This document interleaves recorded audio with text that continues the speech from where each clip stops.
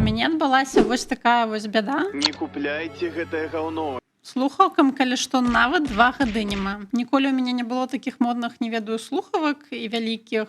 І палезла я адразу гугліць на сайце Asus, а што рабіць з гэтым? Як бы можа быць, штось заказаць, яно прыйдзе, я гэта сніму, новую пастаўлю, і ні халеры падобнага няма. Адзіны адказ на сайце Asus, што купіце сабе новыя слухаўкі.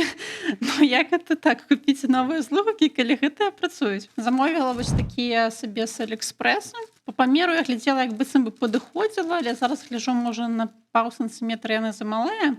Карацей, будзем рабіць аперацыю і паглядзім. Вось та штучка зверху не ведаю, што рабіць.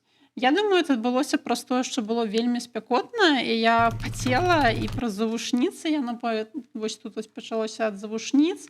Ну і далей ужо пашло-паехала, і зараз кожны раз, калі я апранаю слухаўкі, у мяне проста на вушах, на галаве застаецца вось гэтыя